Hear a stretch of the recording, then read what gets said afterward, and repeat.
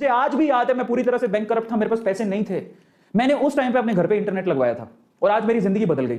वो 5,000 रुपए मैं जानता हूं मैंने किश्तों में दिए थे उसे, और उसी से मेरी जिंदगी बदली। लीजिए कि मेरे पास 10,000 रुपए हैं, 10,000 रुपीज है, तो मैं क्या करता? मैं आपको थोड़ा सा अंदाजा दे देता हूं। 20%, ठीक है, 20%, 10% 1,000 रुपए होते हैं, 20% 2,000 रुपए होते हैं। अगर मेरे पास कोई 10,000 रुपए हैं तो मैं 2,000 रुपए जो है वो उसे मैं सेव करता, मैं सेव करके रखता इन फ्यूचर, ठीक है। और उसके अलावा मैं क्या करता, इसका 20% और मैं अपनी स्किल को डेवलप करने के लिए लगाता। 20,000 से 2,000 रुपए मैं स्किल को डेवलप करने के लिए लगाता। यहां पर मैं इसको सेव करके रखता, सेविंग्स में रखता, ताकि अगर मुझे कभी दिक्कत हो तो मैं क्या कर सकूं, इनको यूज कर सकूं, बहुत ज्यादा जरूरी है। 20% मैं अपनी स्किल को डेवलप करने के लिए लगाता, वो स्किल सीखता जिससे मैं और पैसे कमा सकूं। समझ रहे हो, एक ऐसी स्किल सीखता जिससे मैं और पैसे कमा सकूं। आप लोग याद रखिएगा, रिस्क उठाओगे तो आप नई लर्निंग सीखोगे, उसी से आप और पैसा कमाओगे। मुझे आज भी याद है, मैं पूरी तरह से बैंक करप्ट था, मेरे पास पैसे नहीं थे। मैंने उस टाइम पे अपने घर पे इंटरनेट लगवाया था और आज मेरी जिंदगी बदल गई। वो 5,000 रुपए मैं जानता हूं मैंने किश्तों में दिए थे उसे, और उसी से मेरी जिंदगी बदली है। आज मेरे घर पे 25,000 का इंटरनेट लगा हुआ है। स्पीड देख रहे हो आप मेरे साथ कितनी फ्रीक्वेंटली बात कर पा रहे हो, मैं लाइव सेशन ले पा रहा हूं और वो भी फ्रीक्वेंटली, ठीक है। तो ये स्किल, ऐसी स्किल सीखता जिससे मैं क्या कर सकता था, बेसिकली पैसे और कमा सकता था, मैं वो स्किल सीखता। समझ रहे हो, यूट्यूब पे कैसे डेवलप करें, ब्लॉगर कैसे बने, आपकी जो स्किल है, एफिलिएट मार्केटिंग क्या होती है वो भी सीख सकते हो, एसईओ वर्क क्या होता है, थंबनेल कैसे बनाते हैं, बहुत सारी चीजें सिखाई जा सकती हैं। तो यहां पर ऐसी कोई स्किल सीखता जिससे मुझे पैसे कमाने का मौका मिलता। फिर मैं क्या करता, फिर उसके बाद मैं यहां पर ऑलमोस्ट 10% इन्वेस्टमेंट पे ध्यान देता। इन्वेस्टमेंट, मैं 1,000 रुपया इन्वेस्ट करता फ्यूचर में। आज के टाइम पे शेयर मार्केट या म्यूचुअल फंड में आप इन्वेस्ट कर सकते हो। शेयर मार्केट आज के टाइम पे 2020 में तो वाकई में इतनी बड़ी गिरावट थी। अगर आपने खरीद लिया होता ना कोई एक शेयर 1,000 रुपए में, आपको क्या लगता है, आप लोग ऐसा सोचते हो कि 1,000 रुपए में क्या ही आता होगा। मैं आपको बताता हूं, बहुत सारी ऐसी कंपनीज के शेयर है जो कि 1,000 रुपए में, मतलब आप उनके 3 ऐसे पैनी शेयर्स भी 1,000 रुपए में 1,000 शेयर भी मिल जाएंगे आपको किसी कंपनी के।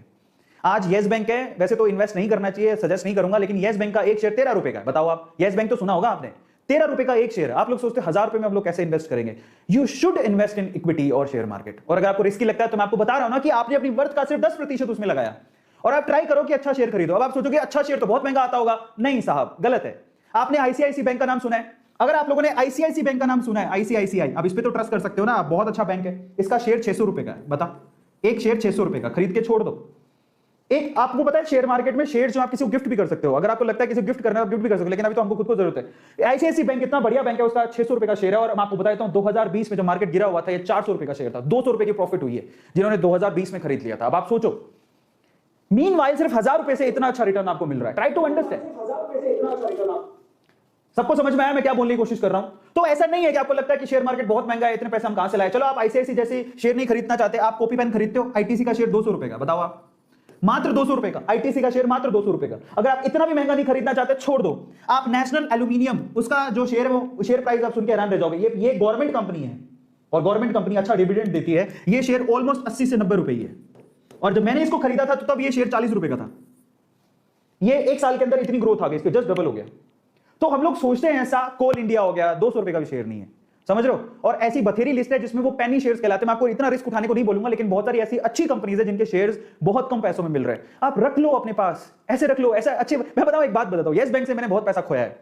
ये इतना आसान नहीं है, लेकिन मैं आप लोगों से कहूंगा कि रिस्क उठाने, रिस्क तो देखो शक्तिमान को भी उठाना पड़ता है, तुम तो फिर भी इंसान हो। और मैं आप लोगों से क्या कहूंगा, आपकी जितनी अर्निंग है उसका सिर्फ 10% आप लगाओ, बस। मैं आपको ज्यादा नहीं कहता हूं, सिर्फ 10%। आप म्यूचुअल फंड में लगा दो, शेयर मार्केट में लगा दो, कहीं भी लगा, तुम्हारी मर्जी। म्यूचुअल फंड ज्यादा सेफ होता है लेकिन उसमें रिटर्न नहीं आता है। इक्विटी में रिटर्न आता है लेकिन वो डिपेंड करता है, उसमें रिस्क फैक्टर भी ज्यादा होता है। लेकिन मैं आपको कह रहा हूं, अगर आपके पास 10,000 रुपए है तो सिर्फ 1,000 रुपए इन्वेस्ट कर दो, बस, ठीक है। और उसके अलावा मैं क्या करता, अब देखो मैंने 2,000, 4,000 और 5,000 का मैंने जुगाड़ कर दिया। फिर मैं क्या करता, फिर मैं ये करता कि खान पान में और इन सब में 20%, ठीक है, अपने अच्छे हेल्दी फूड और इन सब चीज में मैं खर्च करता। हेल्दी फूड, ठीक है, अच्छा खाना खाता मैं। कितने हो गए, 7,000 रुपए। फिर आप, अगर आप मानो नहीं मानो, आपकी जो हेल्थ इंश्योरेंस होती है उसमें भी इतना कोई पैसा नहीं लगता आपको। मैं आपकी जानकारी के लिए बता दूं, हेल्थ इंश्योरेंस गवर्नमेंट इस वक्त दे रही है। मेरे फादर से आज मेरी बात हो रही थी, ही वो सेइंग कि आज गवर्नमेंट सिर्फ 700 रुपए में आपको हेल्थ इंश्योरेंस प्रोवाइड कर रही है। आप एक बार पता करो स्कीम का, जाके आप अपनी हेल्थ इंश्योरेंस करवाओ। वो छोड़ो, अगर आप गवर्नमेंट वाला भी नहीं करवा रहे हो तो आपको हेल्थ इंश्योरेंस बहुत आसानी से मिल जाएगी। उसमें आपको हर महीने किस्त देनी होती है और बहुत कम पैसे होते हैं। अपनी हेल्थ इंश्योरेंस जरूर करा लो, क्योंकि किसी वक्त भी आपको मजबूरी पड़ी और आपको हॉस्पिटल जाना पड़ा और उसका बिल बन गया तो वो आपको पे नहीं करना पड़ेगा। हेल्थ इंश्योरेंस है तो वो कंपनी पे करेगी।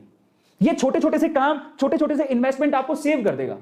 आपकी लाइफ को सेव कर देगा। 20% सेविंग करता मैं, 20% स्किल को डेवलप करता, 10% इन्वेस्टमेंट करता, मैं तो इसमें रिस्क उठा लेता, 10% ज्यादा नहीं होते। 10% मैं इक्विटी या शेयर खरीदता, कंपनी के अपने पास रख लेता, 20% मैं अपने हेल्दी फूड पे अप्लाई करता, बाकी बचा हुआ पैसा जो है उसमें रेंट भरता, या फिर मैं अपनी हेल्थ इंश्योरेंस करवा लेता। और मैं आपसे कहूंगा कि हेल्थ इंश्योरेंस जरूर कराओ। इस तरह से मैं पैसे को इन्वेस्ट करता।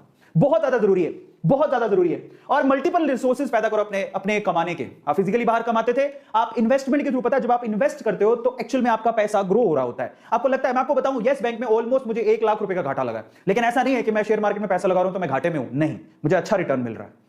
तो आप रिस्क उठाओगे तभी तो कमाओगे, अगर डर के भाग जाओगे तो कुछ नहीं होगा। सो मैं आप लोगों से रिक्वेस्ट करता हूं कि अपने मल्टीपल रिसोर्सेज बनाओ जिंदगी के लिए।